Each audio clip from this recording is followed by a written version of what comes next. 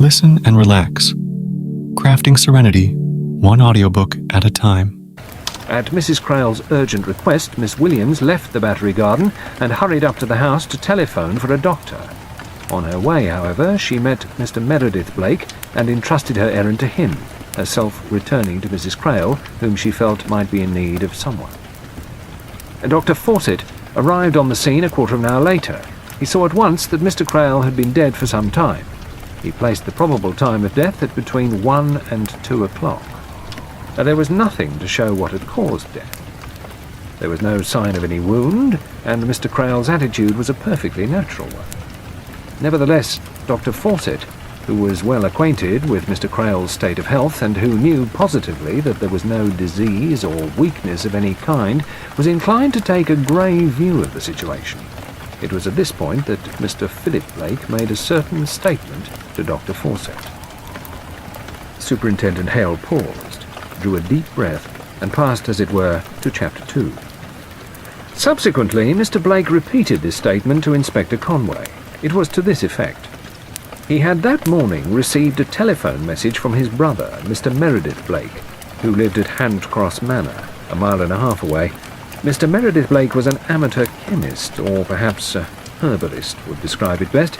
On entering his laboratory that morning, Mr. Meredith Blake had been startled to note that a bottle containing a preparation of hemlock, which had been quite full the day before, was now nearly empty.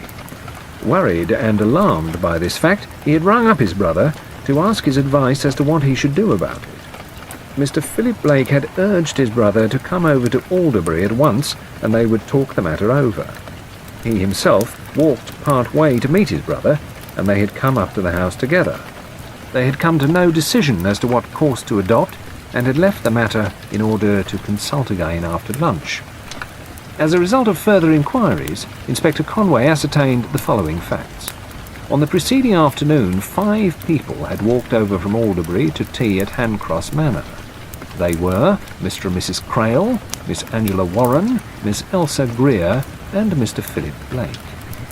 During the time spent there, Mr. Meredith Blake had given quite a dissertation on his hobby and had taken the party into his little laboratory and shown them around. In the course of this tour, he had mentioned certain specific drugs, one of which was conaine, the active principle of the spotted hemlock. He had explained its properties, had lamented the fact that it had now disappeared from the pharmacopoeia, and boasted that he had known small doses of it to be very efficacious in whooping cough and asthma. Later he had mentioned its lethal properties, and had actually read to his guests some passage from a Greek author describing its effects. Superintendent Hale paused, refilled his pipe, and passed on to Chapter 3. Colonel Frere, the chief constable, put the case into my hands. The result of the autopsy put the matter beyond any doubt. Conaine, I understand, leaves no definite post-mortem appearances, but the doctors knew what to look for, and an ample amount of the drug was recovered. The doctor was of the opinion that it had been administered 2 or 3 hours before death. In front of Mr. Crale on the table there had been an empty glass and an empty beer bottle. The dregs of both were analysed. There was no conaine in the bottle, but there was in the glass. I made inquiries and learned that although a case of beer and glasses were kept in a small summer house in the Battery Garden in case Mr. Crale should feel thirsty when painting, on this particular morning Mrs. Crale had brought down from the house a bottle of freshly iced beer. Mr. Crale was busy painting when she arrived, and Miss Greer was posing for him, sitting on one of the battlements. Mrs. Crale opened the beer, poured it out, and put the glass into her husband's hand as he was standing before the easel. He tossed it off in one draught, a habit of his, I learned. Then he made a grimace, set down the glass on the table, and said, "Everything tastes foul to me today." Miss Greer upon that laughed and said, "Liver." Mr. Crale said, "Well, at any rate it was cold." Hale paused. Poirot said, "At what time did this take place?" "At about 11:15. Mr. Crale continued to paint. According to Miss Greer, he later complained of stiffness in the limbs and grumbled that he must have got a touch of rheumatism. But he was the type of man who hates to admit to illness of any kind, and he undoubtedly tried not to admit that he was feeling ill. His irritable demand that he should be left alone and the others go up to lunch was quite characteristic of the man, I should say. Poirot nodded. Hale continued, So, Crail was left alone in the Battery garden. No doubt he dropped down on the seat and relaxed as soon as he was alone. Muscular paralysis would then set in. No help was at hand, and death supervened. Again, Poirot nodded. Hale said, Well, I proceeded according to routine. There wasn't much difficulty in getting down to the facts. On the preceding day, there had been a set-to between Mrs. Crail and Miss Greer. The latter had pretty insolently described some change in the arrangement of the furniture, saying, When I am living here... Mrs. Crail took her up and said, What do you mean, when you are living here? Miss Greer replied, Don't pretend you don't know what I mean, Caroline. You're just like an ostrich that buries its head in the sand. You know perfectly well that Amias and I care for each other and are going to be married. And Mrs. Crail said, I know nothing of the kind. Miss Greer then said, Well, you know it now. Whereupon, it seems, Mrs. Crail turned to her husband, who had just come into the room, and said, Is it true, Amias, that you are going to marry Elsa? Poirot said with interest, And what did Mr. Crail say to that? Apparently, he turned on Miss Greer and shouted at her. What the devil do you mean by blurting that out? Haven't you got the sense to hold your tongue? Miss Greer said, I think Caroline ought to recognize the truth. Mrs. Crail said to her husband, Is it true, Amias? He wouldn't look at her, it seems, turned his face away and mumbled something. She said, Speak out, I've got to know. Whereupon he said, Oh, it's true enough, but I don't want to discuss it now. Then he flounced out of the room again, and Miss Greer said, You see? And went on with something about its being no good for Mrs. Crail to adopt a dog-in-the-manger attitude about it. They must all behave like rational people. She herself hoped that Caroline and Amias would always remain good friends. And what did Mrs. Crail say to that? Asked Poirot curiously. According to the witnesses, she laughed. She said, Over my dead body, Elsa. She went to the door, and Miss Greer called after her, What do you mean? Mrs. Crail looked back and said, I'll kill Amias before I give him up to you. Hale paused. Pretty damning, eh? Yes. Poirot seemed thoughtful. Who overheard this scene? Miss Williams was in the room, and Philip Blake. Very awkward for them. Their accounts of the scene agree? Well, near enough. You never get two witnesses to remember a thing exactly alike. You know that just as well as I do, Monsieur Poirot. Poirot nodded. He said thoughtfully, Yes, it will be interesting to see... He stopped, with the sentence unfinished. Hale went on, I instituted a search of the house. In Mrs. Crail's bedroom, I found, in a bottom drawer, tucked away underneath some winter stockings, a small bottle labelled jasmine scent. It was empty. I fingerprinted it. The only prints on it were those of Mrs. Crail.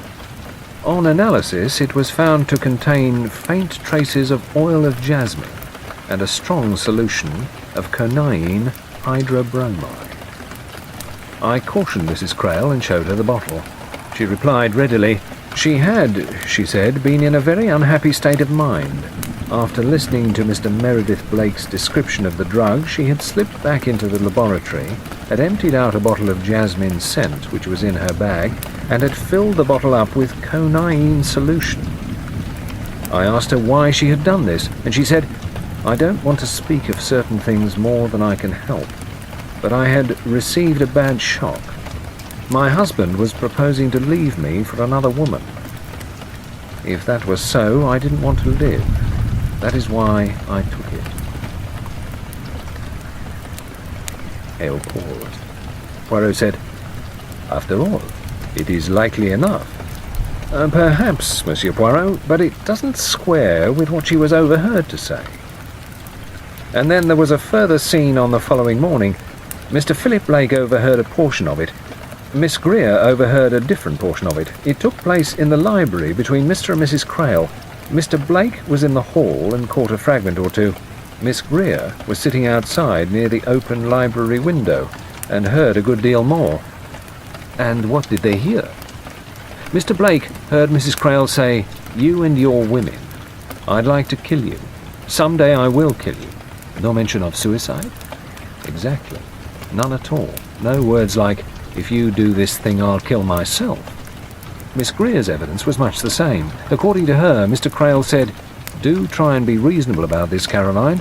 I'm fond of you and will always wish you well, you and the child, but I'm going to marry Elsa. We've always agreed to leave each other free." Mrs. Crail answered to that, "Very well, don't say I haven't warned you."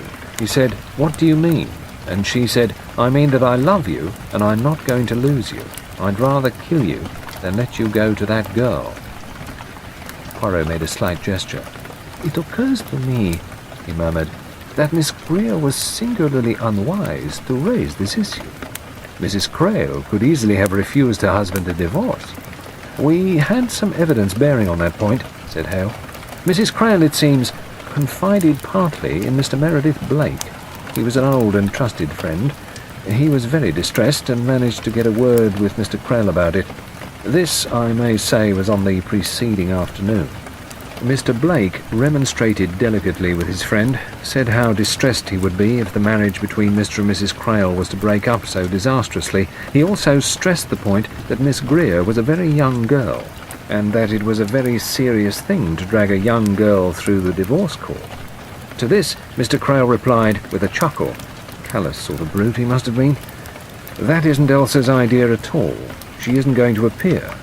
We shall fix it up in the usual way." Poirot said, "Therefore, even more imprudent of Miss Greer to have broken out the way she did." Superintendent Hale said, "You know what women are. Have to get at each other's throats.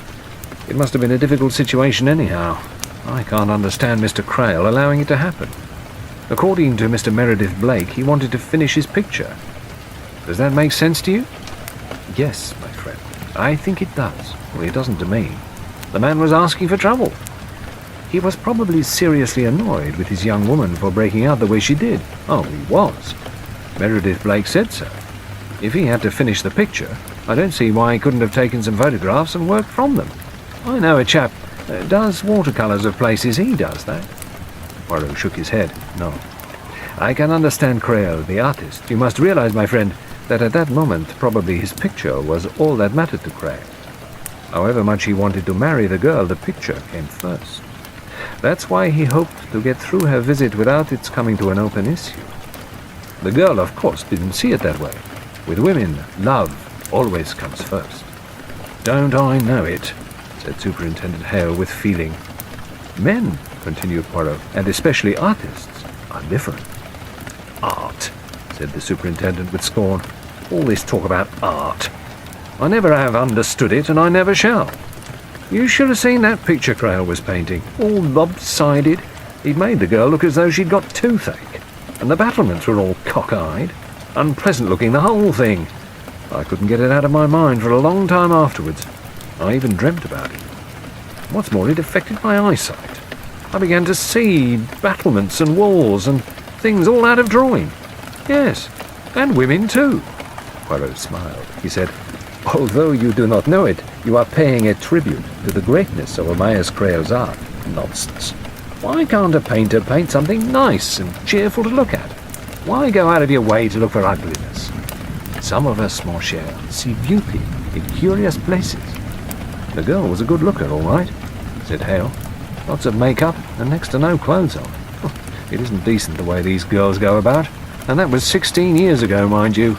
Nowadays, one wouldn't think anything of it. But then, well, it shocked me. Trousers and one of those canvas shirts open at the neck. And not another thing, I should say." "You seem to remember these points very well," murmured Poirot slyly. Superintendent Hale blushed. "Oh, I'm just passing on the impression I got," he said austerely. Quite, said Poirot soothingly. He went on, So it would seem that the principal witnesses against Mrs. Crail were Philip Blake and Elsa Greer. Yes, vehement they were, both of them.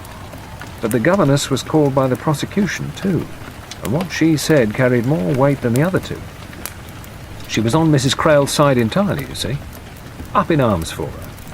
But she was an honest woman, and gave her evidence truthfully, without trying to minimize it in any way.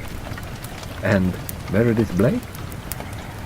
He was very distressed by the whole thing, poor gentleman, as well he might be. Blamed himself for his drug brewing, and the coroner blamed him for it too. Quinine and AE salts comes under Schedule 1 of the Poisons Acts. He came in for some pretty sharp censure.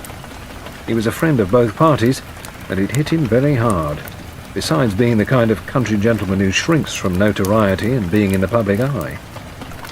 Did not Mrs. Crail's young sister give evidence? No, it wasn't necessary. She wasn't there when Mrs. Crail threatened her husband, and there was nothing she could tell us that we couldn't get from someone else equally well.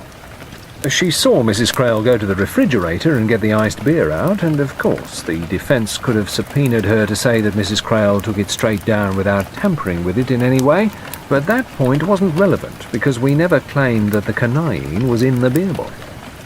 How did she manage to put it in the glass with those two looking on? Well, first of all, they weren't looking on. That is to say, Mr. Crail was painting, looking at his canvas, and at the sitter, and Miss Greer was posed, sitting with her back almost to where Mrs. Crail was standing, and her eyes looking over Mr. Crail's shoulder. Poirot nodded. As I say, neither of the two was looking at Mrs. Crail. She had the stuff in one of those pipette things one used to fill fountain pens with them. We found it crushed to splinters on the path up to the house. Poirot murmured, "You have an answer to everything." "Well, come now, Monsieur Poirot, without prejudice. She threatens to kill him. She takes the stuff from the laboratory. The empty bottle is found in her room, and nobody's handled it but her. She deliberately takes down iced beer to him. Funny thing anyway, when you realise that they weren't on speaking terms. A very curious thing. I had already remarked on it. Yes, bit of a giveaway. Why was she so amiable all of a sudden? He complains of the taste of the stuff, and quinine has a nasty taste. She arranges to find the body, and she sends the other woman off to telephone. Why? So that she can wipe the bottle and glass, and then press his fingers on it. After that, she can pipe up and say that it was remorse, and that he committed suicide. I like this story. It was certainly not very well imagined. No, if you ask me, she didn't take the trouble to think. She was so eaten up with hate and jealousy. All she thought of was doing him in, and then, when it's over, when she sees him there dead, well, then, I should say, she suddenly comes to herself and realises that what she's done is murder, and that she'll get hanged for murder.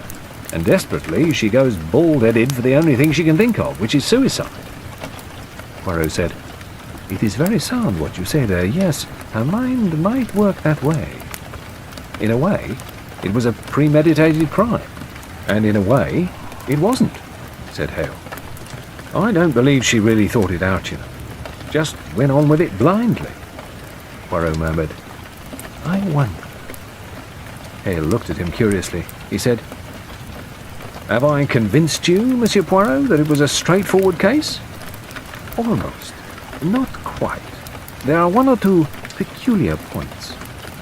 "Can you suggest an alternative solution that will hold water?" Poirot said, "What were the movements of the other people on that morning?" "We went into them, I can assure you. We checked up on everybody. Nobody had what you could call an alibi. You can't have with poisoning. Why, there's nothing to prevent a would-be murderer from handing his victim some poison in a capsule the day before, telling him it's a specific cure for indigestion, and he must take it before lunch, and then going away to the other end of England. But you don't think that happened in this case? Mr. Crail didn't suffer from indigestion, and in any case, I can't see that kind of thing happening. It's true that Mr. Meredith Blake was given to recommending quack nostrums of his own concocting, but I don't see Mr. Crail trying any of them. And if he did, he'd probably talk and joke about it. Besides, why should Mr. Meredith Blake want to kill Mr. Crail? Everything goes to show that he was on very good terms with him. They all were. Mr. Philip Blake was his best friend. Miss Greer was in love with him, Miss Williams disapproved of him, I imagine very strongly, but moral disapprobation doesn't lead to poisoning.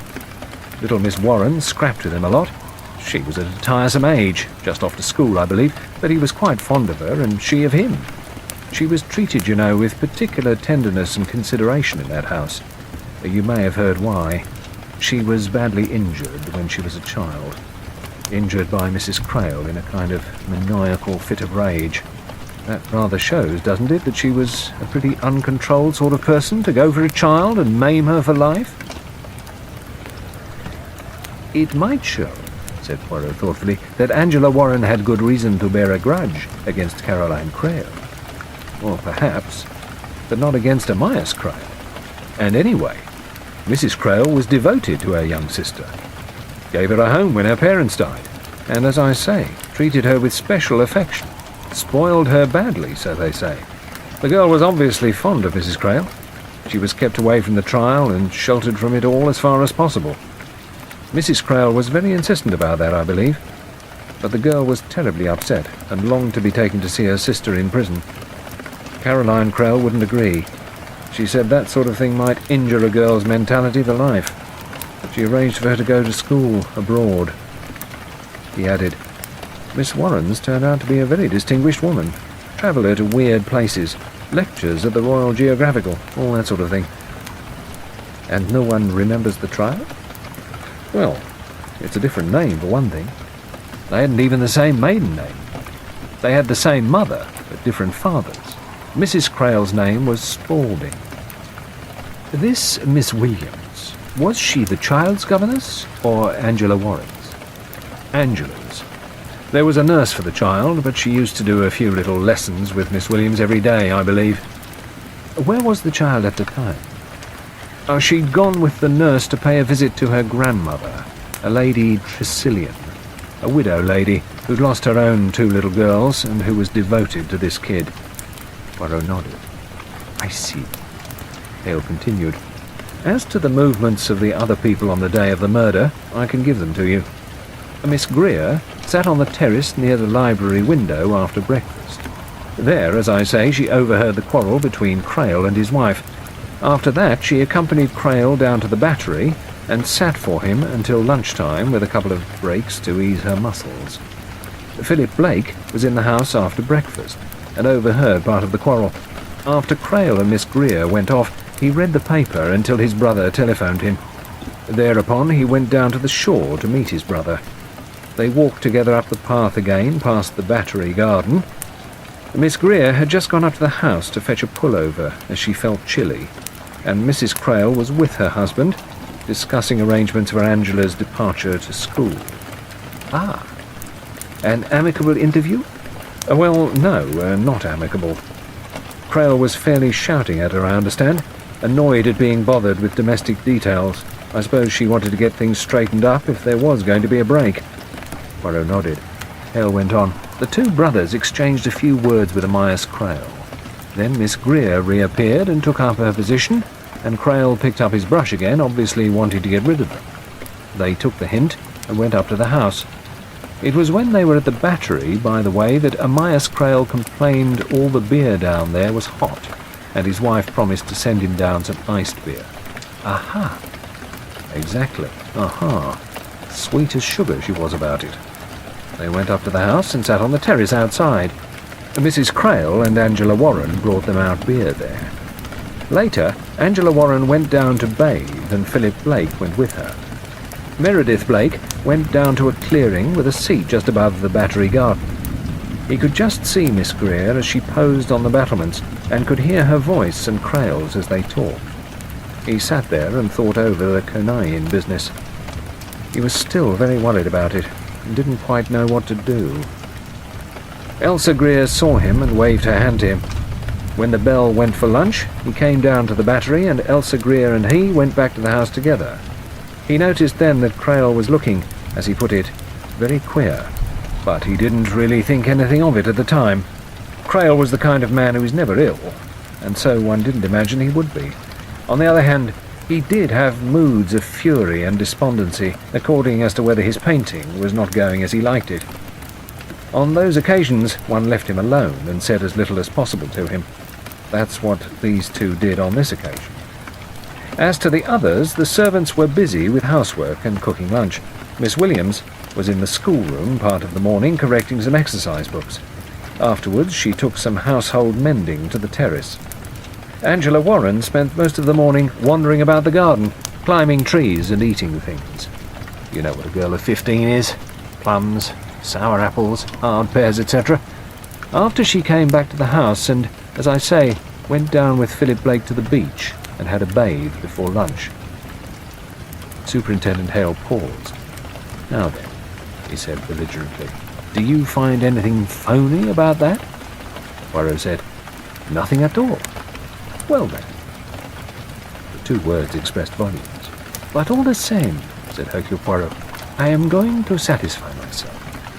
What are you going to do?" "I am going to visit these 5 people, and from each one I am going to get his or her own story." Superintendent Hale sighed with a deep melancholy. He said, "Man, you're nuts. None of their stories are going to agree. Don't you grasp that elementary fact? No 2 people remember a thing in the same order anyway. And after all this time, why, you'll hear 5 accounts of 5 separate murders." "That," said Poirot, "is what I am counting upon. It will be very instructive."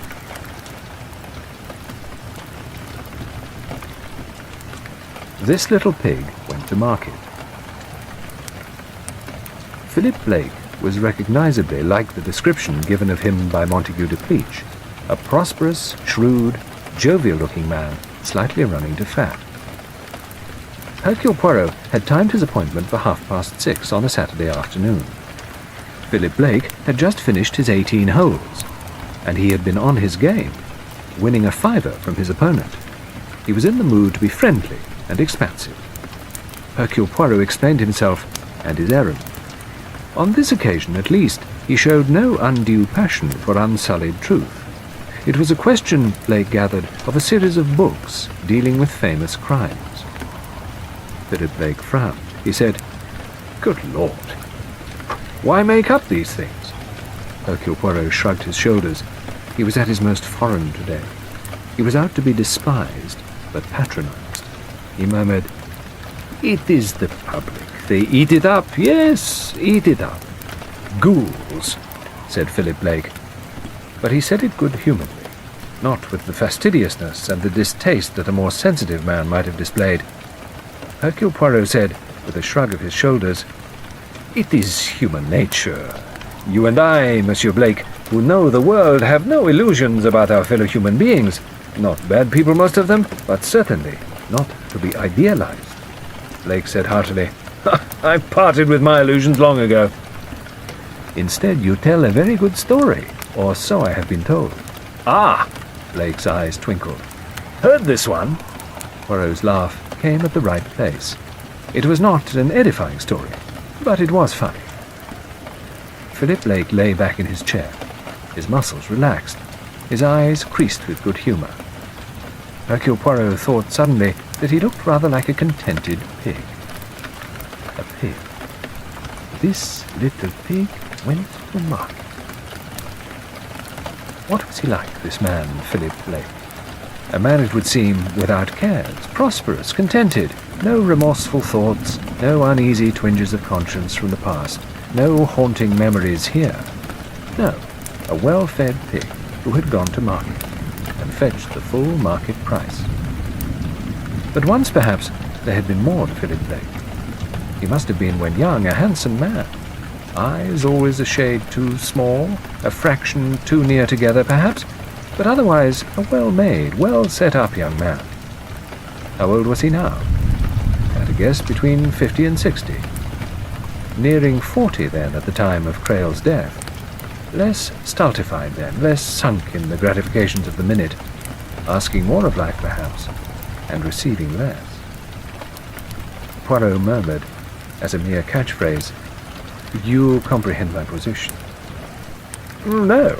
Really, I'm hanged if I do." The stockbroker sat upright again. His glance was once more shrewd. "Why you? You're not a writer." "Not precisely, no. Actually, I am a detective." The modesty of this remark had probably not been equalled before in Poirot's conversation. "Well, of course you are. We all know that. The famous Hercule Poirot." But his tone held a subtly mocking note. Intrinsically, Philip Blake was too much of an Englishman to take the pretensions of a foreigner seriously. To his cronies he would have said, "Quaint little mountebank.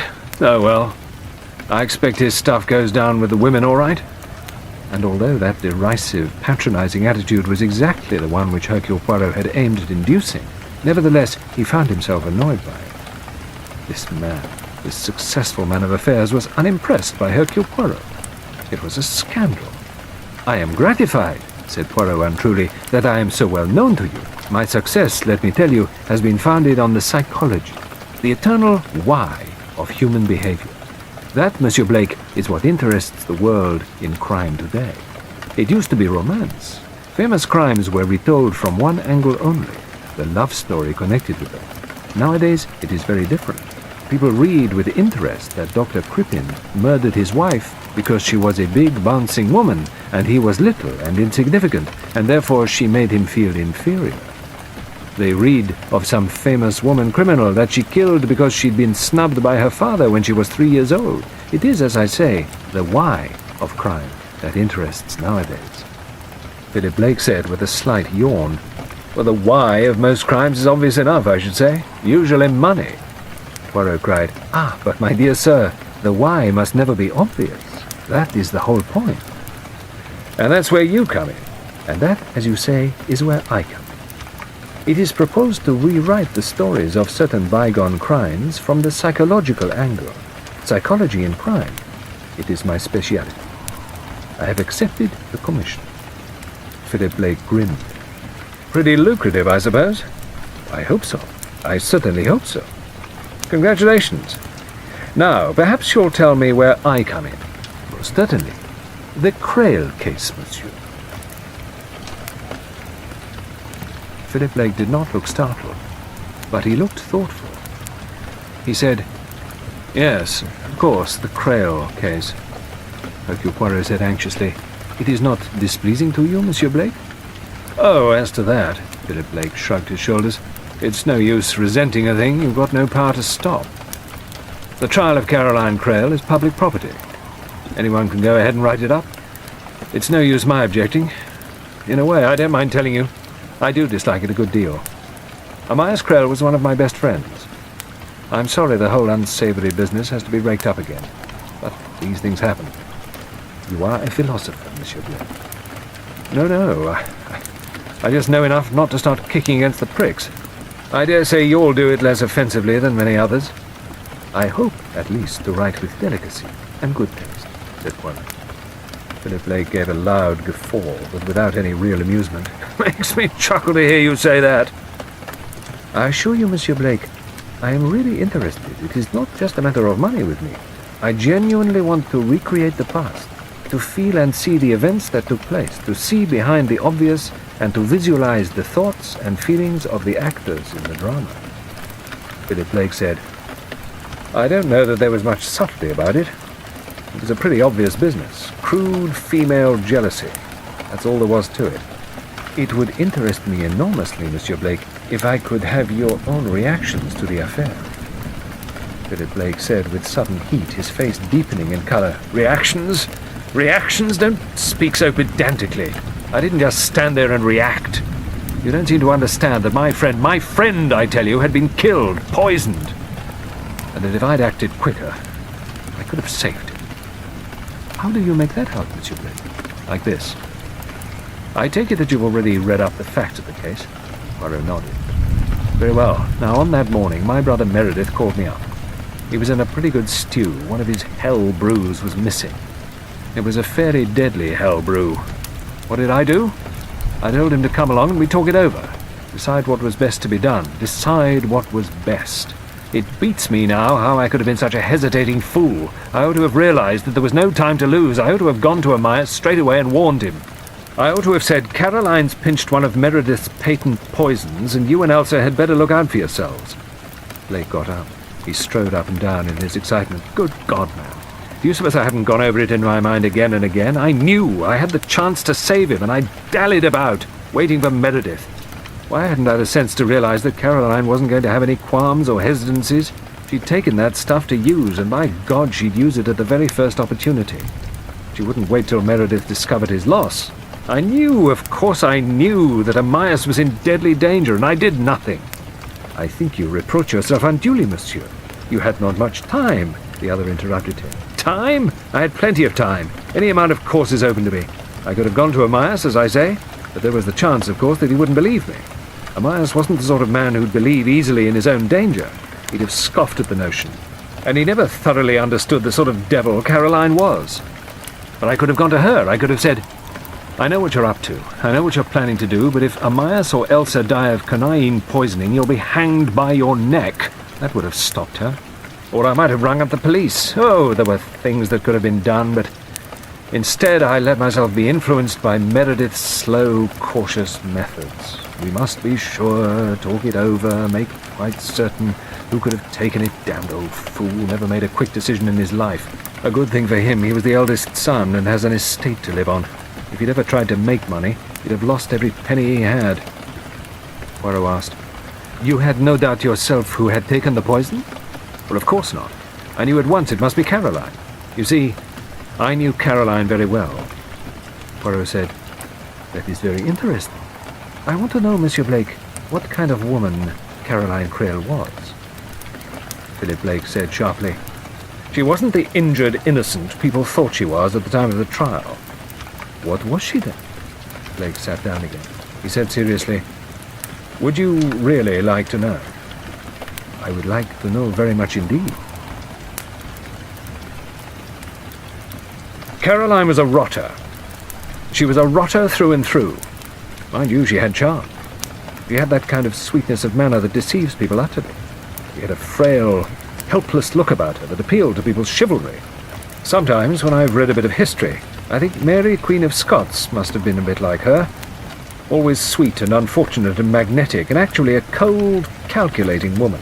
A scheming woman who planned the murder of Darnley and got away with it. Caroline was like that. A cold, calculating planner. And she had a wicked temper. I don't know whether they've told you. It isn't a vital point of the trial, but it shows her up. What she did to her baby sister? She was jealous, you know. Her mother had married again, and all the notice and affection went to little Angela. Caroline couldn't stand that. She tried to kill the baby with a crowbar, smash its head in. Luckily, the blow wasn't fatal, but it was a pretty ghastly thing to do. Yes, indeed. Well, that was the real Caroline. She had to be first. That was the thing she simply could not stand, not being first. And there was a cold, egotistical devil in her that was capable of being stirred to murderous lengths. She appeared impulsive, you know, but she was really calculating. When she stayed at Alderbury as a girl, she gave us all the once-over and made her plans. She'd no money of her own. I was never in the running. A younger son with his way to make. Funny that. I could probably buy up Meredith and Creel if he'd lived nowadays. She considered Meredith for a bit, but she finally fixed on Amias. Amias would have Alderbury, and though he wouldn't have much money with it, she realized that his talent as a painter was something quite out of the way. She gambled on his being not only a genius, but a financial success as well. And she won. Recognition came to Amias early. He wasn't a fashionable painter exactly, but his genius was recognized, and his pictures were bought. Have you seen any of his paintings? There's one here. Come and look at it. He led the way into the dining room and pointed to the left-hand wall. There you are. That's Amias. Poirot looked in silence. It came to him with fresh amazement that a man could so imbue a conventional subject with his own particular magic.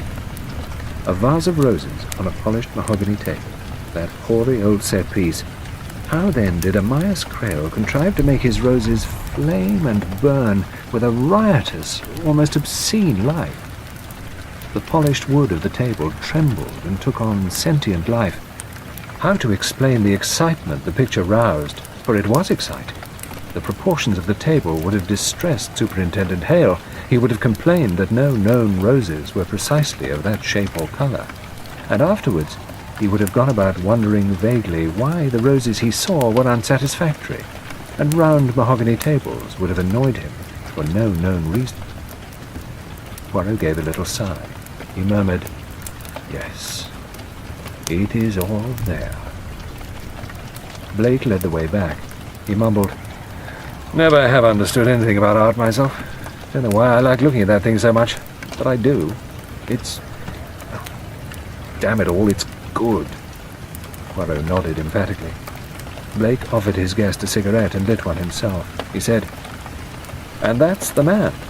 The man who painted those roses, the man who painted Woman with a Cocktail Shaker, the man who painted that amazing, painful nativity, that's the man who was cut short in his prime, deprived of his vivid, forceful life, all because of a vindictive, mean-natured woman." He paused. "You all say that I'm bitter, that I'm unduly prejudiced against Caroline.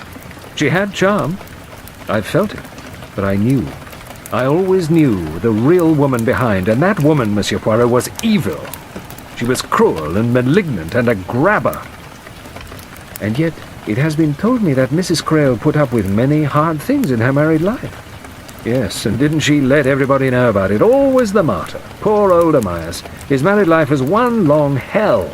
Or rather it would have been, if it hadn't been for his exceptional quality, his art. You see, he always had that. It was an escape. When he was painting, he didn't care. He shook off Caroline at her nagging and all the ceaseless rows and quarrels. They were endless, you know. Not a week passed without a thundering row over one thing or another. She enjoyed it. Having rows stimulated her, I believe. It was an outlet. She could say all the hard, bitter, stinging things she wanted to say. She'd positively purr after one of those set twos, go off looking as sleek and well-fed as a cat. But it took it out of him. He wanted peace, rest, a quiet life. Of course, a man like that ought never to marry. He isn't out for domesticity. A man like Crail should have affairs, but no binding ties. They're bound to chafe him." "He confided in you?" "Well, he knew I was a pretty devoted pal. He let me see things. He didn't complain. He wasn't that kind of man. Sometimes he'd say, 'Damn all women.' Or he'd say, 'Never get married, old boy. Wait for hell till after this life.'" "You knew about his attachment to Miss Greer?" "Oh, yes. At least I saw it coming on. He told me he'd met a marvelous girl. She was different, he said, from anything or anyone he'd ever met before. Not that I paid much attention to that. Amias was always meeting one woman or another who was different. Usually, a month later, he'd stare at you if you mentioned them and wonder who you were talking about. But this Elsa Greer really was different. I realized that when I came down to Alderbury to stay. She'd got him, you know. Hooked him good and proper. The poor mutt fairly ate out of her hand." "You did not like Elsa Greer either?" "No, I didn't like her. She was definitely a predatory creature. She, too, wanted to own Crail body and soul. But I think all the same that she'd have been better for him than Caroline. She might conceivably have let him alone once she was sure of him. Or she might have got tired of him and moved on to someone else. The best thing for Amias would have been to be quite free of female entanglements. But that, it would seem, was not to his taste," Philip Blake said with a sigh. "The damn fool was always getting himself involved with some woman or other. And yet, in a way, women really meant very little to him. The only two women who really made any impression on him at all in his life were Caroline and Elsa." Poirot said, "Was he fond of the child?" "Angela? Oh, we all liked Angela. She was such a sport. She was always game for anything. What a life she led, that wretched governess of hers. Yes, Amias liked Angela all right, but sometimes she went too far. Then he used to get really mad with her. And then Caroline would step in. Caro was always on Angela's side, and that would finish Amias altogether. He hated it when Caro sided with Angela against him. There was a bit of jealousy all round, you know. Amias was jealous of the way Caro always put Angela first and would do anything for her, and Angela was jealous of Amias and rebelled against his overbearing ways. It was his decision that she should go to school that autumn, and she was furious about it. Not, I think, because she didn't like the idea of school. She really rather wanted to go, I believe, but it was Amias's high-handed way of settling it all offhand that infuriated her. She played all sorts of tricks on him in revenge. Once she put 10 slugs in his bed. On the whole, I think Amias was right. It was time she got some discipline. Miss Williams was very efficient, but even she confessed that Angela was getting too much of her. He paused. Poirot said, "When I asked if Amias was fond of the child, I referred to his own child, his daughter." "Oh, you mean little Carla?" "Yes, she was a great pet. He enjoyed playing with her when he was in the mood, but his affection for her wouldn't have deterred him from marrying Elsa, if that's what you mean. He hadn't that kind of feeling for her. Was Caroline Crail very devoted to the child?"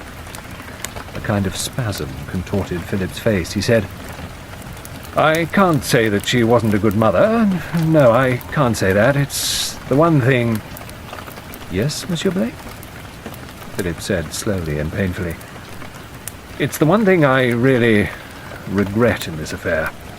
The thought of that child. Such a tragic background to her young life. They sent her abroad to Amias's cousin and her husband. I sincerely hope they managed to keep the truth from her." Poirot shook his head. He said, "The truth, Monsieur Blake, has a habit of making itself known, even after many years." The stockbroker murmured, "I wonder." Poirot went on, "In the interests of truth, Monsieur Blake, I am going to ask you to do something." "What is it?" "I am going to beg that you will write me out an exact account of what happened on those days at Audiobook. That is to say, I am going to ask you to write me out a full account of the murder and its attendant circumstances." "Why, my dear fellow, after all this time, I should be hopelessly inaccurate." "Not necessarily." "Surely." "No. For one thing, with the passage of time, the mind retains a hold on essentials and rejects superficial matters."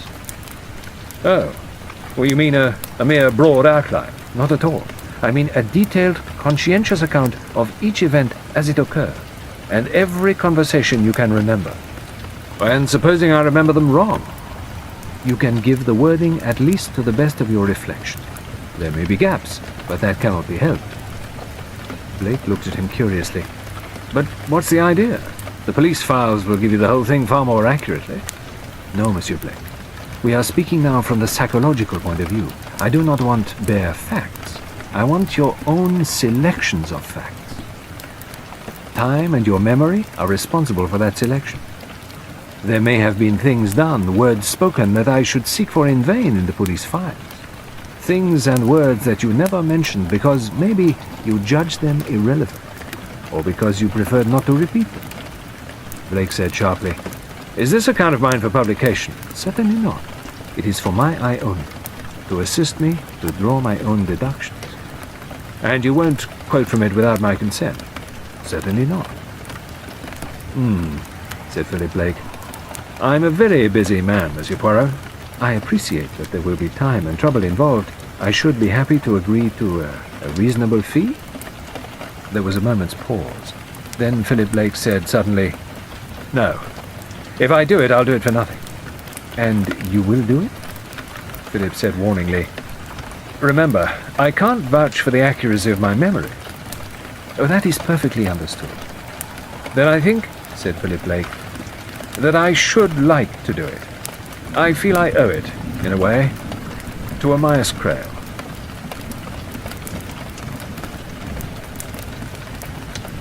This little pig stayed at home. Hercule Poirot was not a man to neglect details. His advance towards Meredith Blake was carefully thought out. Meredith Blake was, he already felt sure, a very different proposition from Philip Blake. Rush tactics would not succeed here. The assault must be leisurely. Hercule Poirot knew that there was only one way to penetrate the stronghold. He must approach Meredith Blake with the proper credentials. Those credentials must be social, not professional. Fortunately, in the course of his career, Hercule Poirot had made friends in many counties. Devonshire was no exception. He sat down to review what resources he had in Devonshire. As a result, he discovered two people who were acquaintances or friends of Mr. Meredith Blake. He descended upon him therefore armed with two letters, one from Lady Mary Lytton Gore, a gentle widow lady of restricted means, the most retiring of creatures, and the other from a retired admiral whose family had been settled in the county for 4 generations. Meredith Blake received Poirot in a state of some perplexity. As he had often felt lately, things were not what they used to be. Dash it all. Private detectives used to be private detectives. Fellows you got to guard wedding presents at country receptions. Fellows you went to, rather shamefacedly, when there was some dirty business afoot, and you'd got to get the hang of it. But here was Lady Mary Lytton Gore writing, "Hercule Poirot is a very old and valued friend of mine. Please do all you can to help him, won't you?" And Mary Lytton Gore wasn't, no, decidedly she wasn't the sort of woman you associate with private detectives and all that they stand for. And Admiral Cronshaw wrote, "Very good chap, absolutely sound. Grateful if you will do what you can for him. Most entertaining fellow, can tell you lots of good stories." And now, here was the man himself, really, a most impossible person. The wrong clothes, button boots, and an incredible moustache. Not his, Meredith Blake's kind of fellow at all. Didn't look as though he'd ever hunted or shot or even played a decent game. A foreigner. Slightly amused, Hercule Poirot read accurately these thoughts passing through the other's head. He had felt his own interest rising considerably as the train brought him into the West Country. He would see now with his own eyes the actual place where these long-past events happened. It was here, at Handcross Manor, that 2 young brothers had lived and gone over to Alderbury and joked and played tennis and fraternized with a young Amias Crail and a girl called Caroline. It was from here that Meredith had started out to Alderbury on that fatal morning. That had been 16 years ago. Hercule Poirot looked with interest at the man who was confronting him with somewhat uneasy politeness. Very much what he had expected. Meredith Blake resembled superficially every other English country gentleman of straitened means and outdoor tastes. A shabby old coat of Harris tweed, a weather-beaten, pleasant, middle-aged face with somewhat faded blue eyes, a weak mouth half hidden by a rather straggly moustache. Poirot found Meredith Blake a great contrast to his brother. He had a hesitating manner. His mental processes were obviously leisurely. It was as though his tempo had slowed down with the years, just as his brother's had been accelerated. As Poirot had already guessed, he was a man whom you could not hurry. The leisurely life of the English countryside was in his bones. He looked, the detective thought, a good deal older than his brother, though from what Mr. Jonathan had said, it would seem that only a couple of years separated. Hercule Poirot prided himself on knowing how to handle an old-school tie. It was no moment for trying to seem English. No, one must be a foreigner, frankly a foreigner, and be magnanimously forgiven for the fact. Of course, these foreigners don't quite know the ropes. We'll shake hands at breakfast. Still, a decent fellow, really. Poirot set about creating this impression of himself. The 2 men talked, cautiously, of Lady Mary Lytton Gore and of Admiral Cronshaw. Other names were mentioned. Fortunately, Poirot knew someone's cousin and had met somebody else's sister-in-law. He could see a kind of warmth dawning in the squire's eye. The fellow seemed to know the right people. Gracefully, insidiously, Poirot slid into the purpose of his visit. He was quick to counteract the inevitable recoil. This book was, alas, going to be written. Miss Crail, Miss Le Marchant, as she was now called, was anxious for him to exercise a judicious editorship. The facts, unfortunately, were public property, but much could be done in their presentation to avoid wounding susceptibilities. Poirot murmured that before now he had been able to use discreet influence to avoid certain purple passages in a book of memoirs. Meredith Blake flushed angrily. His hand shook a little as he filled a pipe. He said with a slight stammer in his voice, It's ghoulish the way they dig these things up. 16 years ago? Why can't they let it be?" Poirot shrugged his shoulders. He said, "I agree with you, but what will you? There is a demand for such things, and anyone is at liberty to reconstruct a proved crime and to comment on it." "Seems disgraceful to me," Poirot murmured. "Alas, we do not live in a delicate age. You would be surprised, Monsieur Blake, if you knew the unpleasant publications I had succeeded in, shall we say, softening. I am anxious to do all I can to save Miss Crail's feeling in the matter." Meredith Blake muttered. Little Carla, that child. A grown-up woman. One can hardly believe it. I know. Time flies swiftly, does it not? Meredith Blake sighed. He said, too quickly. Poirot said, as you will have seen in the letter I handed you from Miss Crail, she is very anxious to know everything possible about the sad events of the past. Meredith Blake said with a touch of irritation, Why? Why rake up everything again? How much better to let it all be forgotten. You say that, Monsieur Blake, because you know all the past too well. Miss Crail, remember, knows nothing. That is to say, she knows only the story as she has learnt it from the official accounts.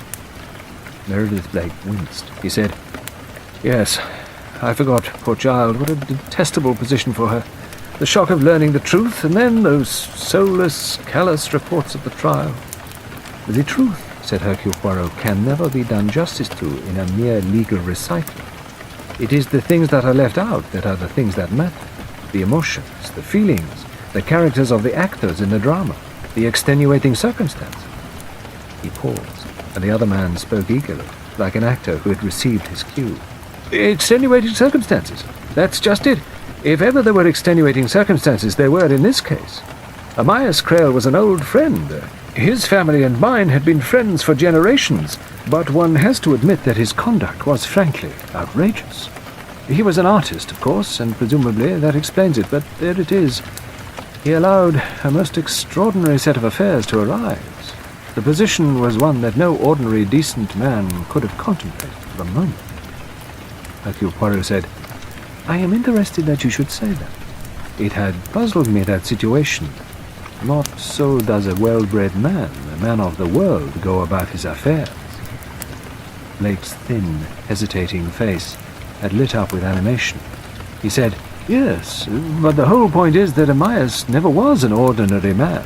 He was a painter, you see, and with him, painting came first.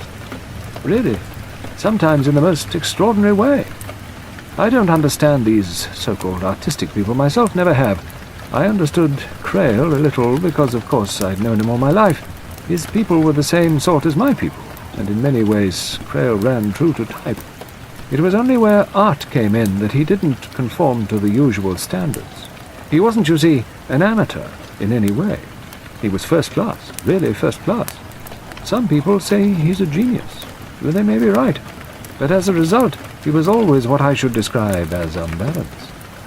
When he was painting a picture, nothing else mattered. Nothing could be allowed to get in the way. He was like a man in a dream, completely obsessed by what he was doing. Not till the canvas was finished did he come out of this absorption and start to pick up the threads of ordinary life again. He looked questioningly at Poirot, and the latter nodded. You understand, I see. Well, that explains, I think, why this particular situation arose. He was in love with this girl. He wanted to marry her. He was prepared to leave his wife and child for her. But he'd started painting her down here, and he wanted to finish that picture. Nothing else mattered to him. He didn't see anything else. And the fact that the situation was a perfectly impossible one for the two women concerned doesn't seem to have occurred to him. Did either of them understand his point of view? Oh, yes, in a way. Elsa did, I suppose. She was terrifically enthusiastic about his painting, but it was a difficult position for her, naturally. And as for Caroline... Stop, Poirot said. For Caroline? Yes, indeed. Meredith Blake said, speaking with a little difficulty. Caroline, I had always been very fond of Caroline. There was a time when I hoped to marry her, but that was soon nipped in the bud. Still, I remained, if I may say so, devoted to her service. Poirot nodded thoughtfully. That slightly old-fashioned phrase expressed, he felt, the man before him very typically. Meredith Blake was the kind of man who would devote himself readily to a romantic and honourable devotion. He would serve his lady faithfully and without hope of reward. Yes, it was all very much in character. He said, carefully weighing the words, You must have resented this attitude on her behalf? I did. Oh, I did. I I actually remonstrated with Crail on the subject. When was this? Actually, the day before it all happened. They came over to tea here, you know. I got Crail aside, and I put it to him. I even said, I remember, that it wasn't fair on either of them. Ah, you said that? Yes. I didn't think, you see, that he realized. Possibly not. I said to him that it was putting Caroline in a perfectly unendurable position. If he meant to marry this girl, he ought not to have her staying in the house and, well, more or less flaunt her in Caroline's face. It was, I said, an unendurable insult. Poirot asked curiously, what did he answer? Meredith Blake replied with distaste. He said, Caroline must lump it. Hercule Poirot's eyebrows rose. Not, he said, a very sympathetic reply. I thought it abominable. I lost my temper.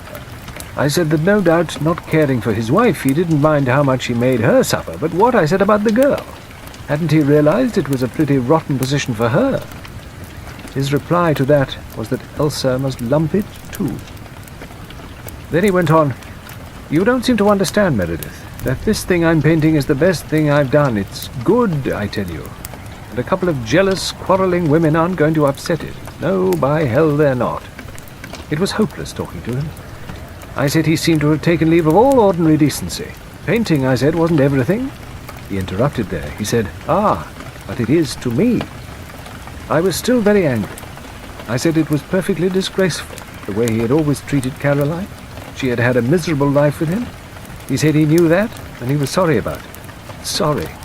He said, I know, Mary, you don't believe that, but it's the truth. I've given Caroline the hell of a life, and she's been a saint about it. But she did know, I think, what she might be letting herself in for. I told her candidly the sort of damnable, egoistic, loose-living kind of chap I was. I put it to him then very strongly that he ought not to break up his married life. There was the child to be considered and everything. I said that I could understand that a girl like Elsa could bowl a man over, but that even for her sake he ought to break off the whole thing. She was very young. She was going into this bald-headed, but she might regret it bitterly afterwards. I said, couldn't he pull himself together, make a clean break, and go back to his wife? And what did he say? Blake said, he just looked embarrassed. He patted me on the shoulder and said, you're a good chap, Mary, but you're too sentimental. You wait till the picture's finished, and you'll admit that I was right. I said, damn your picture. He grinned and said all the neurotic women in England couldn't do that. Then I said that it would have been more decent to have kept the whole thing from Caroline until after the picture was finished. He said that it wasn't his fault. It was Elsa who had insisted on spilling the beans. I said, why? And he said that she had some idea that it wasn't straight otherwise. She wanted everything to be clear and above board. Well, of course, in a way one could understand that and respect the girl for it. However badly she was behaving, she did at least want to be honest. A lot of additional pain and grief is caused by honesty, remarked Hercule Poirot. Meredith Blake looked at him doubtfully. He did not quite like the sentiment. He sighed. It was a most unhappy time for us all. The only person who does not seem to have been affected by it was Amias Crail, said Poirot. And why? Because he was a rank egoist. I remember him now, grinning at me as he went off saying, don't worry, Mary, everything's going to pan out all right. The incurable optimist, murmured Poirot. Meredith Blake said, he was the kind of man who didn't take women seriously. I could have told him that Caroline was desperate. Did she tell you so? Not in so many words, but I shall always see her face as it was that afternoon, white and strained with a kind of desperate gaiety. She talked and laughed a lot, but her eyes, there was a kind of anguished grief in them that was the most moving thing I've ever known. Such a gentle creature, too. Hercule Poirot looked at him for a minute or two without speaking. Clearly, the man in front of him felt no incongruity in speaking thus of a woman who on the day after had deliberately killed her husband. Meredith Blake went on. He had by now quite overcome his first suspicious hostility. Hercule Poirot had the gift of listening. To men such as Meredith Blake, the reliving of the past has a definite attraction. He spoke now almost more to himself than to his guest. "I ought to have suspected something, I suppose. It was Caroline who turned the conversation to my little hobby. It was, I must confess, an enthusiasm of mine. The old English herbalists, you know, are a very interesting study. There are so many plants that were formerly used in medicine, and which have now disappeared from the official pharmacopoeia. And it's astonishing, really, how a simple decoction of something or other will really work wonders. No need for doctors half the time. The French understand these things. Some of their tisanes are first-rate." He was well away now on his hobby. "Dandelion tea, for instance, marvellous stuff.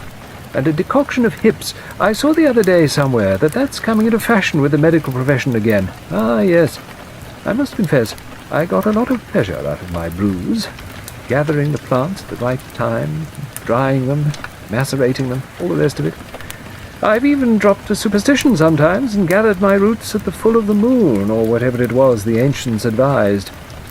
On that day I gave my guests, I remember, a special disquisition on the spotted hemlock. It flowers biennially. You gather the fruits when they're ripening, just before they turn yellow. Quinine, you know, is a drug that's dropped out. I don't believe there's any official preparation of it in the last pharmacopoeia, but I've proved the usefulness of it in whooping cough, and in asthma, too, for that matter." "You talked of all this in your laboratory?" "Yes.